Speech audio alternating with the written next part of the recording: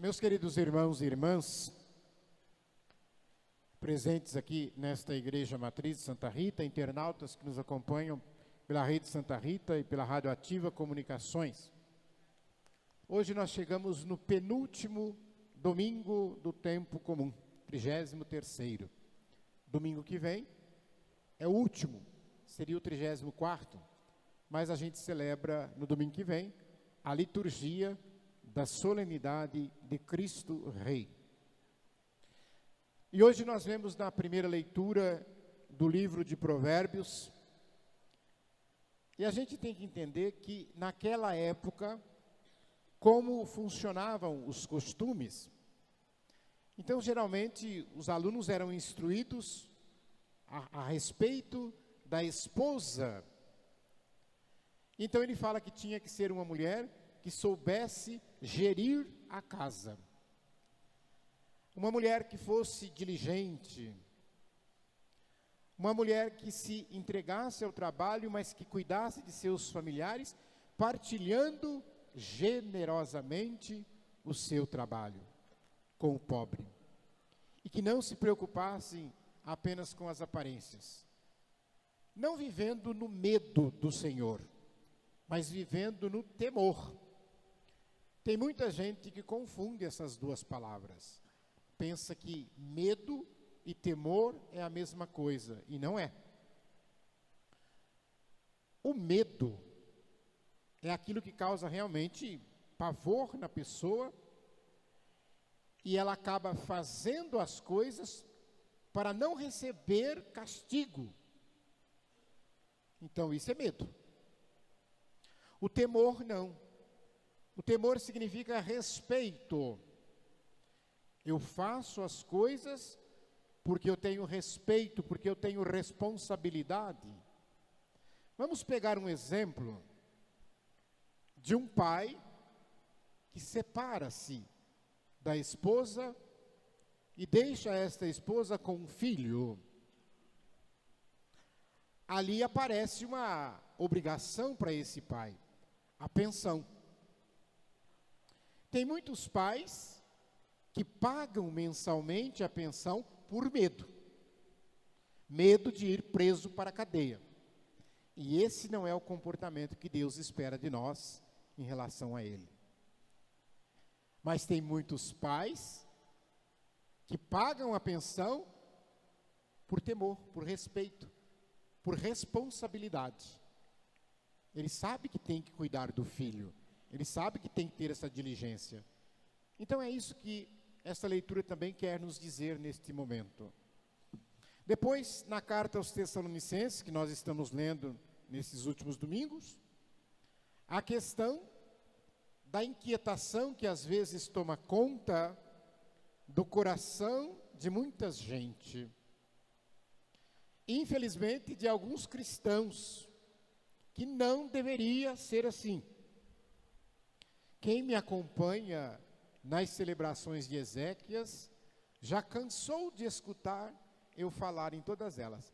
Eu fico pensando que as pessoas já não aguentam mais ouvir isso, mas eu não me canso de repetir.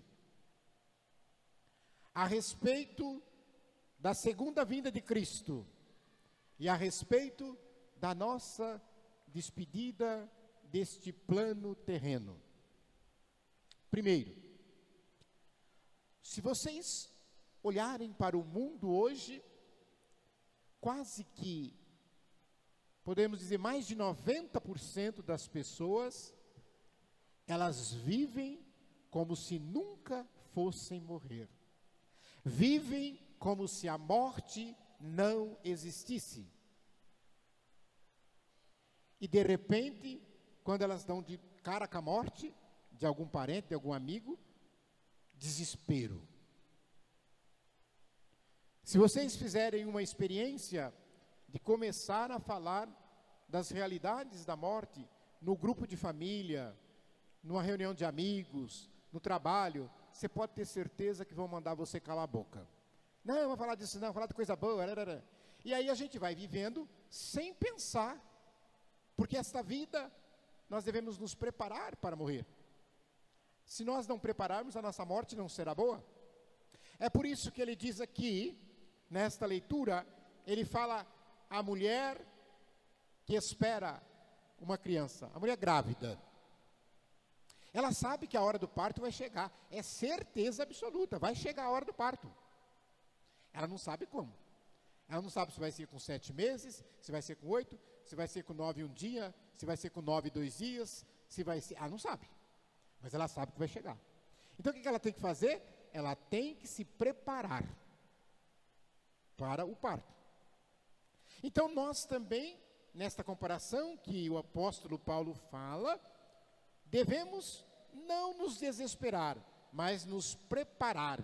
E ele vai dizer aqui nesta leitura, que aqueles que já morreram antes de nós, têm precedência em relação a nós. Meus irmãos, saiam daqui hoje desta liturgia com este pensamento. Por mais que você possa ter medo, não é para assombrar, mas começa a pensar, começa a refletir, como é que eu estou vivendo a minha vida? Eu estou vivendo bem? Eu estou aproveitando bem os dias que eu tenho? Quantas e quantas vezes nós precisamos parar e olhar? Eu não estou deixando muita coisa para depois, que eu posso não ter tempo de fazer? O cantor não diz, não sabemos quanto tempo ainda temos para viver. Então, não deixe para depois. E aí você vai viver tranquilo, sereno, sem sobressaltos. É como se fosse, usando o exemplo da mulher grávida, aquela que faz o pré-natal. Ela fez o pré-natal tudo certinho, tomou as vacinas, as orientações médicas e tal, ela está tranquila. Agora, aquela que não faz o pré-natal é um desespero, porque não sabe o que pode acontecer. Eu cito um exemplo de um pessoal que nós trabalhamos em Ribeirão Preto, na cidade de Ribeirão Preto. É uma tribo indígena de venezuelanos refugiados. São 80 e poucas pessoas, entre mulheres, crianças, idosos. E tinha uma delas que, quando nós assumimos, ela estava grávida, já de 8 para 9 meses. E a gente foi tomar pé, ela não tinha feito pré-natal. E ela entrou em trabalho de parto. E foi, graças a Deus, que foi na USP. Nós a levamos para lá, e aí chegou lá, se descobriu que a criança estava sentada. Muito simples, cesárea. Mas como não tinha feito pré-natal, não estava preparado, não se pensou, não sabia de nada, a médica disse para a mamãe, nós vamos ter que fazer uma cesárea. Ela olhou para a cara da médica e disse, o que é cesárea? Ela não sabia o que era uma cesárea. Depois chegamos ao Evangelho. Um Evangelho riquíssimo. É a famosa parábola que todos nós conhecemos, dos talentos. E ela é interessante, porque se de um lado diz que Deus não coloca em nossos ombros fardos maiores do que nós suportaríamos, também podemos dizer que Deus não coloca talentos em nossas mãos para a gente esconder. Eu não sei qual é o talento que Deus colocou para você, mas todos nós, sem exceção, recebemos de Deus talentos, ou você pode traduzir dons. Para nós fica mais íntimo, mais próximo de nós a palavra dons. Então, por exemplo, tem gente que recebe de Deus o dom de cantar. Tem gente que recebe de Deus o dom de tocar. Tem gente que recebe de Deus o dom de pregar. Tem gente que recebe de Deus o dom de cuidar dos doentes, o dom de cozinhar. Então, são inúmeros dons que Deus coloca nas nossas mãos. E aí nós temos que nos perguntar, o que é que nós estamos fazendo com os nossos dons? Imagine você, se você é um bom cantor, São Miguel, então você pega esse dom que você tem de cantar bem, e começa a pegar as pessoas que gostam e que precisam ser, e começa a preparar essas pessoas. Porque aí, o dia que você chegar diante de Deus, você vai dizer para Deus: Senhor, me deu o dom de cantar, mas olha aqui, tem mais minha filha, tem minha prima, tem minha parente, minha amiga, que também desenvolveram esse dom, desenvolver esses talentos. Se você cozinha bem, ensine os outros a cozinhar bem. Faça escola, faça discípulos. É isso que essa parábola quer dizer. Mas na verdade, nós temos dois personagens, um recebe 5 e ele não tem medo. Porque poderia dizer assim: eu vou correr risco, eu vou colocar no banco, e se o banco quebrar, e se entrar um colapso, não sei o quê, o que eu vou fazer? Não, ele não teve medo, ele colocou no banco, e por isso que ele recebeu o rendimento de mais 5. O que era 5 se tornou 10. O outro que recebeu 2 fez a mesma coisa e fez o dobro. Mas aquele que recebeu 1 não quis correr riscos. Ele ficou com medo, então ele escondeu. É a mesma coisa se o Miguel pensasse assim: eu vou ensinar os outros a cantar e tocar, vai que toca melhor que eu e canta melhor que eu, vai tomar meu lugar? A cozinheira que é a maître, que sabe tudo, eu vou guardar, não vou ensinar ninguém não, porque senão vai ter outras pessoas, eles vão falar que a outra é melhor que eu. É tão gostoso quando eu falo: ninguém cozinha igual você, infla. E aí eu não uso adequadamente o talento que Deus me deu. Eu costumo dizer que isso é muito bom para... Aqui estou vendo vários professores, professoras, e graças a Deus, Deus me deu esse dom, porque eu adoro, eu amo dar aula. E eu costumo dizer assim, que desde 1987 que eu dou aula. Estou velho, né? 87, nunca parei. E para mim, quando eu recebo um conhecimento, eu transmito o mais rápido possível. Porque se eu guardar para mim e morrer, eu vou levar para o caixão. E não vai servir para nada. Então, quando me é passada alguma coisa, eu já chego rapidamente e já falo para todo mundo: não vou guardar comigo esse ensinamento, esse conhecimento. Então, que nós possamos lembrar nesta liturgia, nesta parábola dos talentos, a construção do reino de Deus depende de nós, homens, saber usar e bem os talentos que Deus nos dá. Não ter medo de arriscar, até porque Deus é conosco. Imaginem vocês se os apóstolos tivessem medo de arriscar. A igreja teria ficado lá em Jerusalém, só a comunidade de Jerusalém. Mas movidos pelo Espírito Santo, eles não tiveram medo de sair para todos os cantos.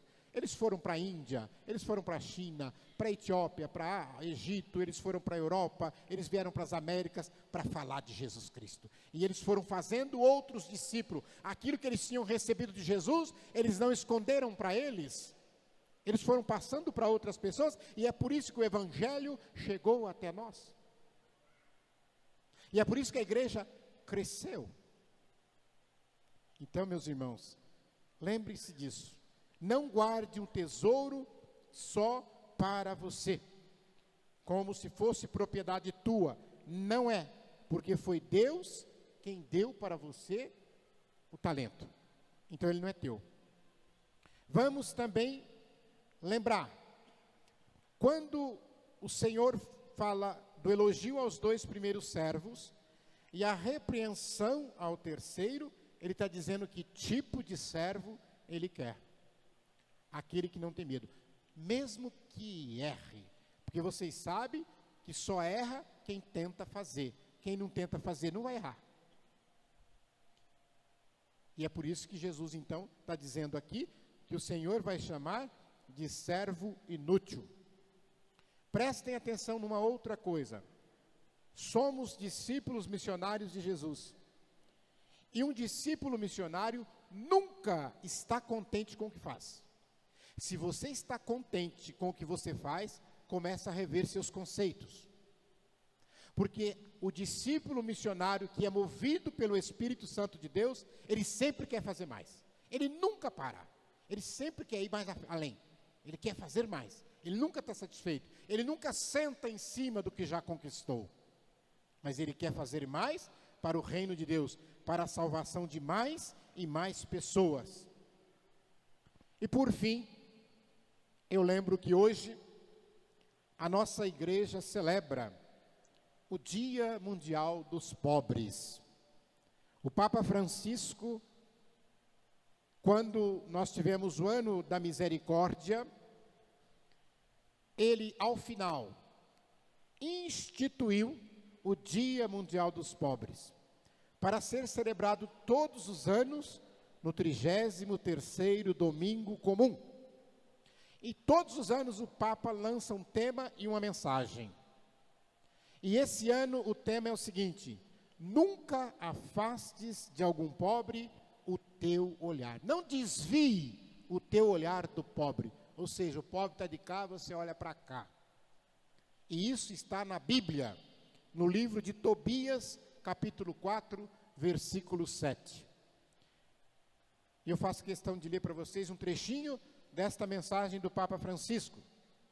Ele diz assim: damos graças ao Senhor, porque há tantos homens e mulheres que dedicam suas vidas aos pobres, aos excluídos, e partilha com eles, de todas as idades, de todas as condições sociais, não somente os bens materiais, mas a hospitalidade.